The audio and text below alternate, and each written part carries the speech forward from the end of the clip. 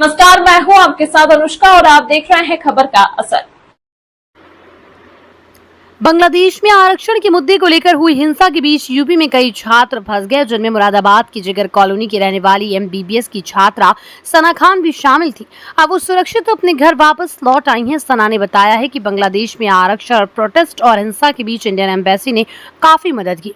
सना खान बांग्लादेश के east west medical college की MBBS की 3rd ईयर की छात्रा हैं। उन्होंने बताया कि वहां आरक्षण का मुद्दा लगातार गर्माता जा रहा था और हिंसा हो रही थी। प्रदर्शन और हिंसा के दौरान बांग्लादेश के इंटरनेट और मोबाइल सेवाएं पूरी तरह से बंद कर दी गईं, जिसकी वजह से उनके घर वालों से संपर्क नहीं हो पाया।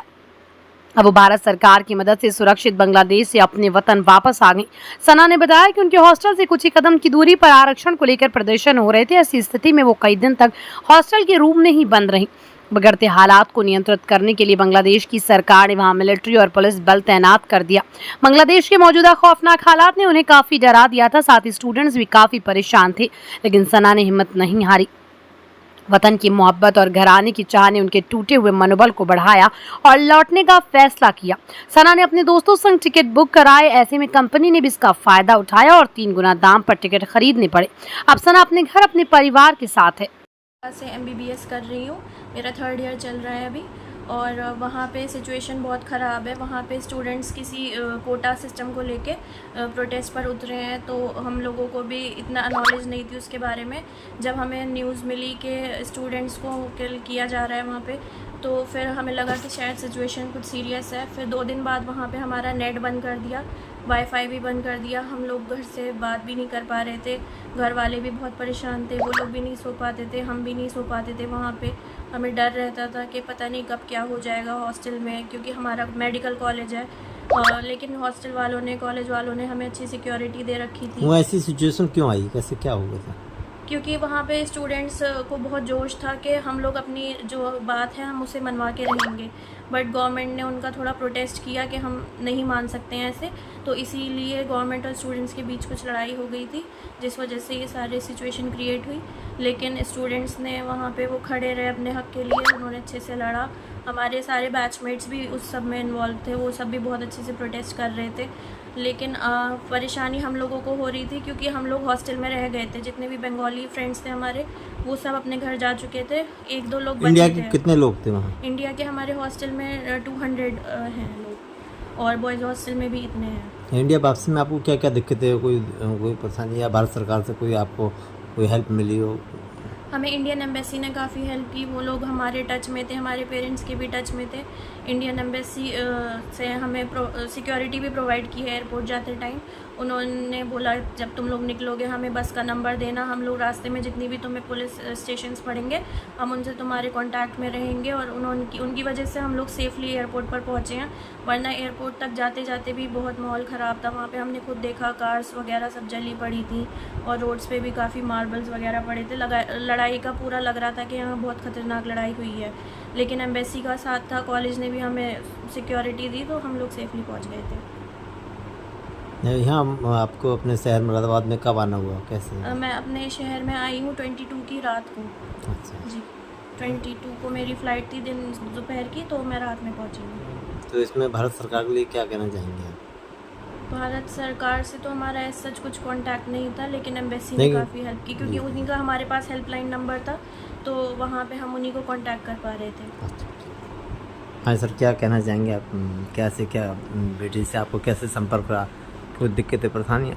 जी, जब वहाँ हमें पता चला कि बांग्लादेश में स्टूडेंट्स, जो लोकल स्टूडेंट्स हैं वहाँ के, वो अपने हक़ को लेकर सड़कों पर हैं और पूरी तरह से आंदोलित हैं, तो वहाँ आंदोलन इतना उग्र रूप ले जाएगा हमको ये भी अंदाज़ा नहीं था। वहाँ पर तो ज़बरदस्त आंदोलन हुआ, जब आगे बसें जलाई गई और क्या क्या हुआ। और हम लोग तो जब परेशान हुए जब वहाँ पर नेट बिल्कुल बंद कर दिया था, संपर्क सूत्र हमारे बिल्कुल ख़त्म हो गए थे। पूरे बांग्लादेश में किसी से हमारा कोई भी संपर्क नहीं हो पा रहा था।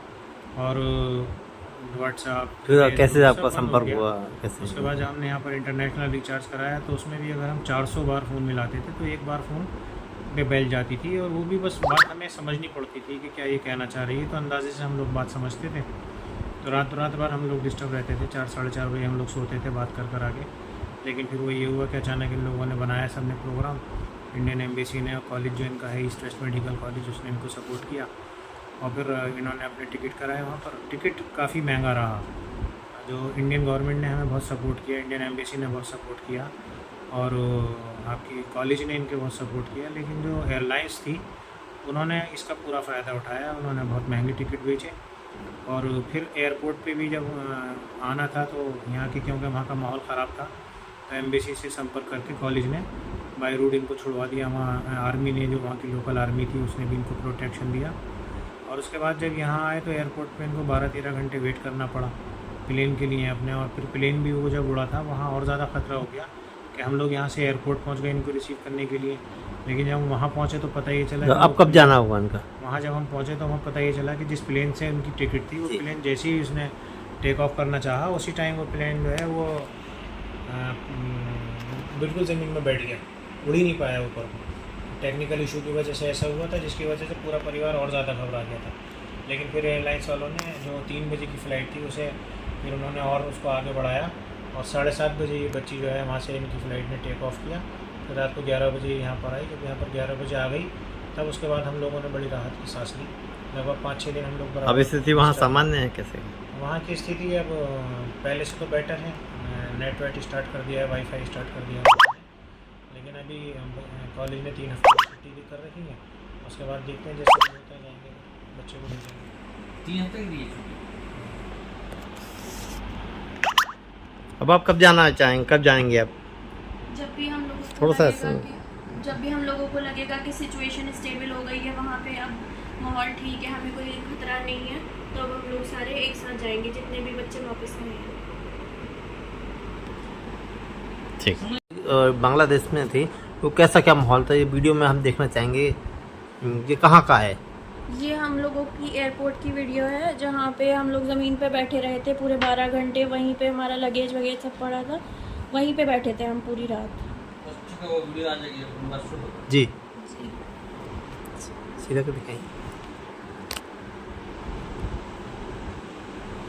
ये है एक वीडियो जिसमें हमारे कॉलेज से कुछ ही दूरी पे प्रोटेस्ट हो रहा था। यहाँ पे लोग दिख रहे थे, लेकिन वो वीडियो में आ नहीं पाए सही से। हमें कॉलेज हॉस्टल से दिख रहे थे लोग। प्रोटेस्ट चलिए।